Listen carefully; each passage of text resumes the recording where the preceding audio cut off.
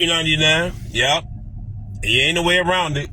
I know him again. Man, that dude be always, I know, standing on business, pressure on you, making you think. Yeah, I know. I make people uncomfortable, as I should. That's what I'm here for. So real quick, but I'm going to make a long story longer, though, because that's the type of guy I am. I'm going to cover how people have the tendency to say, in a relationship, I want a person that, I ask people plenty of times, which one in a relationship? They love to say, I want a person that's honest with me in a relationship. And communication is most important in a relationship.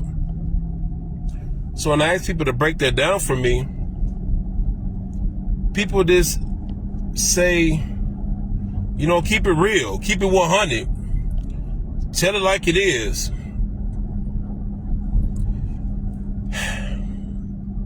That doesn't tell me anything. That doesn't tell your partner anything either, or any person of interest anything either, any potential anything. So when people say they're like a person to communicate, my first understanding is, when you think about communication, we're thinking about a person articulating their thoughts in a proper perspective and giving you a measure of understanding on a need or a concern or a disposition that they're at the moment, or discrepancy that's caused them to react a certain way and they want to rectify the situation. And I think about communication, because everybody can communicate their feelings, but they can't regulate the other individuals. Some people communicate and quote unquote be honest. They be honest without compassion. They be honest without emotional intelligence. They be honest without empathy. They be honest but not listening from a non-judgmental standpoint. So that's where the conflict arises. If you hearing somebody out, you're not listening through your pain, your trauma, your cultural base. You listen because a lot of people, when they talk or understand something, it's usually off their cultural base, their state of mind, and their experience in life.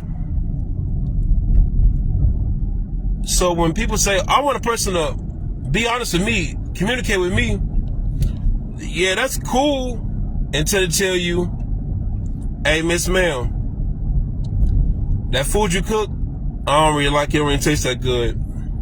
Now that's a conflict. It's cool about being honest and communicating to you what they got going on until they're telling you that I don't really think that them teas you got is working for you.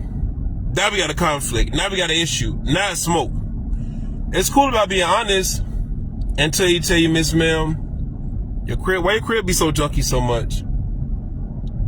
Why are you taking them kids that's not his, child support, and buying other things with it? Now you want to get on his bumper. Now you want to expose him. Now you want to talk about his sick mom or his dead grandma. Then it started getting all out of whack. Now who hurt you? Now it's, oh, you sassy. Now it's feminine energy. Now you give a little D energy. Now it's all of that. But sis, you said you want a person to be honest with you. You said you want a person to be honest with you, because that's what you like. You said, that's what you said. You said that. And now he giving you the honesty, and now you don't like one no more. Now he just acted different. You just met him. What are you talking about? Same for you men. I want a girl to keep it 100 with me. That's all cool until you find out she used to date one of your homeboys. Oh, the plot thickens. Yeah, now here different now. It was okay to be honest until she tell you you don't make enough to entertain her. And now you wanna do something to her now, big bro. Nah. You wanted a person that was honest. You wanted a person that communicated with you. It was okay with her being honest until it comes to the fact that she wants you to take a shower before you come to bed. And now you're a little irritated. It was okay until she asked you to help her clean up, big bro. Now you jumping up and down because you want to play Call of Duty or Grand Theft Auto. And she telling you spending more time on that video game than you are with her, and it's your day off. Now, see, when we say things out the ordinary, you don't have nobody to evaluate. What do you actually mean? What do you actually mean? And what can you handle? Because it brings me to the point when people say they go after their desires. Their desires. I desire this, I desire that. Your heart is deceitful. Your mind is toxic. You don't put things in proper perspective, you're going to end up crashing out. I want an expensive car. I want a BMW. But you can't even pay for the oil change. You don't have the money to pay for oil change. You don't even have the money to even pay for all 4 tires. But that's what you want, though, because you feel like you deserve it due to your stature, who you are, and who you are on social media, and who you was in high school. You ain't been in high school for over 20 years. You deserve a 6,000 square foot house, and then you get one, and you can't clean it up. Or you can't keep the grass cut. Now you're having roof issues. And now you feel like that's a little too much. We desire so much, but do we have the fortitude? Do we have the mentality? Do we have the grit? Do we have the patience? Do we have the means to thrive in that? Because if not, you're losing. You're losing. We jump into these relationships, people that we start trying to rock with, and we love to stress how we deserve respect, but you don't respect yourself. You deserve love, but you don't love yourself. Your actions tell you that. The people that you hang around with tells you that. The way that people misuse your time tells everybody that. The way your kids treat you tell you that. I don't play about me, but you let everybody play with your time, play with your energy, play with your health. Miss Ma'am, your pH balance is all the way off from people playing with you. Big bro, you don't let nobody come to you crazy or get out of pocket with you because you a real dude. But your mama drain you, use you, and make it like it's your obligation. It was a story a while ago. Well, it was not a story. It was actually a real situation. I had an associate who was telling me how he go in and out of jail because he's a street pharmacist. He's a street pharmacist. We'll put it like that. So I had to ask him, why you keep going in and out of that environment? You got a family that take care of you. He said, I got to do it because I take care of my mom. I said, your mom? My mom, I got to take care of my mom. I got to be there for her. Okay, all that sounds great. So as I processed the last time he was incarcerated, the first thing I asked was, you take care of your mom so much. So when the last time you was incarcerated, how much did your mom weigh? Like before she left, say an estimate number. So he tell me she weighed about 260. Like she used to keep her hair done, her nails done before you got locked up. I mean, before time, he said, yeah, I should get her nails done, keep her feet done, and this and that. He used to do so much for her. I said, she had a car? He's like, yeah, like a house? He's like, yeah. And I took care of all that too. I said, so when you was gone for those 8 years, and you got out, did you still got all of that? She still got that weight? Yeah, still got the weight, still got her hair done, still got her nails done, still got the crib, still got the car. He said, yeah. So you know what I looked at him and told him?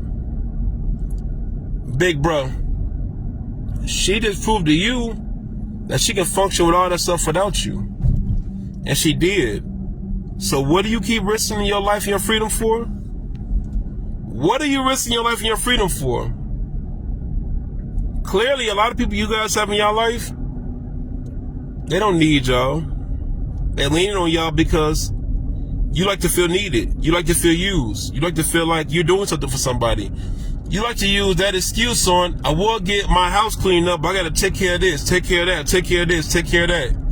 And they going around here laughing at you. They're laughing at you.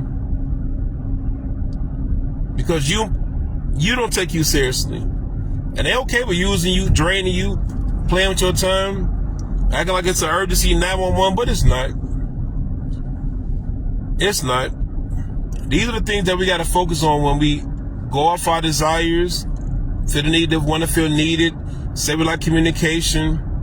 You like communication, but you don't have patience. You have an anger issue. You're too passive aggressive. You're too impulsive.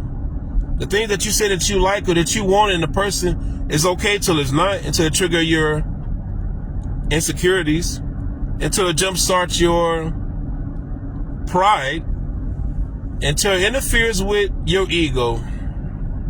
See, it is like the passenger on the in the vehicle. It's okay until you start grabbing the steering wheel and you're going about 90 miles an hour.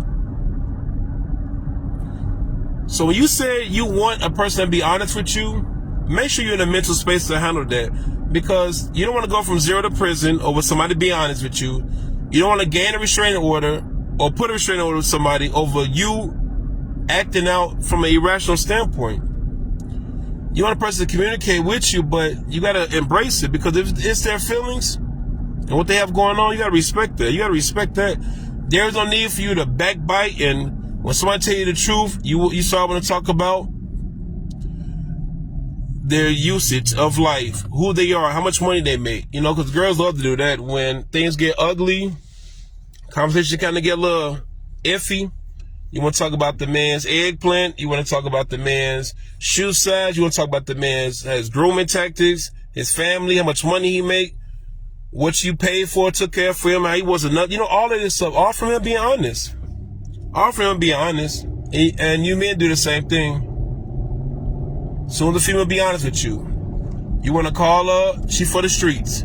She this, she that. Because she's talking to you as a person that respects you, but you don't like that, because you don't want a person to respect you. You want a person to act like you this God gives to everybody. So when somebody tells you something about yourself, you quick to try to dismiss them. You quick to try to confront them in an aggressive manner, ball your fists up. Big bro, what you gonna do with that? What you gonna do with them fists? What you gonna do with that? We gotta be real with ourselves. We gotta be real with ourselves. Stop saying I want a person to be honest and stuff, and you're not mature enough to handle that. Emotionally, you're not mature enough.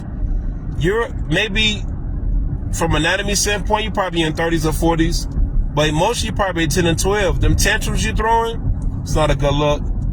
Busting people's windows, not a good look. Driving up to people's jobs, big bro, it's not a good look. Person being honest.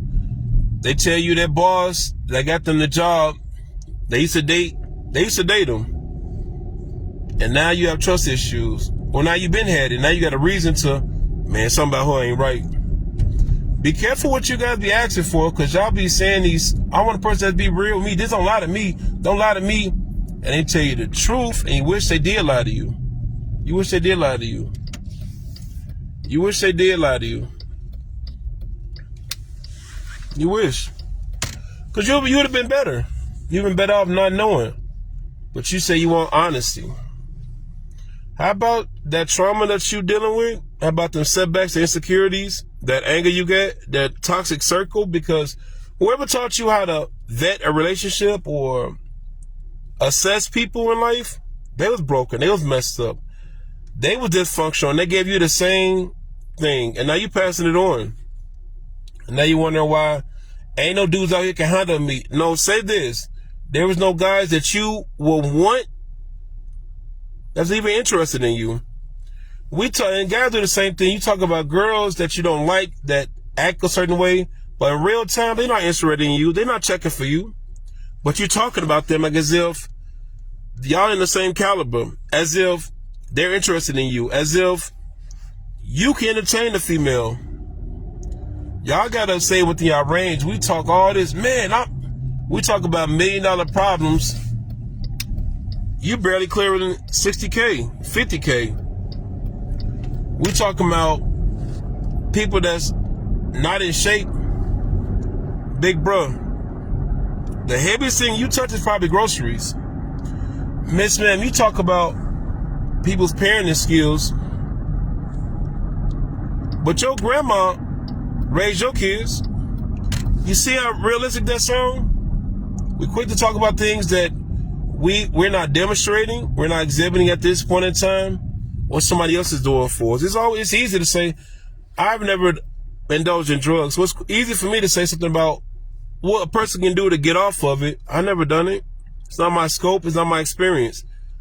What am I doing even talking about something? It's not in my scope. I didn't learn it. I didn't indulge in it, so I'll leave that stuff alone. But I can talk about the deep-rooted issues, what's really going on with you, because on social media, I see so many of you guys, y'all trauma is showing. It's like your skirt. It's showing. Big bruh, you raising your shirt up and it's not to show that blicky on you. You showing your insecurities, that pride issue, that ego. It's bothering you. But we say we want a person to keep it real. And it's okay until they say they don't like your mama. Miss Ma'am, you want a person to keep it real and communicate with you until they say they don't like your kids. Now it's a problem. What we really talking about? Your actions, your work, your verbiage, your value system is not aligned. It's not. Because it shows up and y'all can't wait to get mad. Can't wait to get drunk. Can't wait to get around your girls, your boys. And y'all throwing out all these issues that you're saying about somebody that you're opening yourself up to, that you're living with, that you're sharing your bills with, you're mixing everything with. Live in reality. Stop chasing things that's you would like, but you wouldn't benefit from, or you wouldn't maintain. Maintenance. That nice car you want, you don't got the money to keep the maintenance up, let it go. That house you want, you don't got the maintenance to keep up with the mortgage. That relationship you want, you don't have the maintenance to cultivate that, to prune that. That's all. I know I'm just talking to you. I'm just here to trigger somebody into doing better and being realistic. Don't mind me. I don't drink my water though. Big business.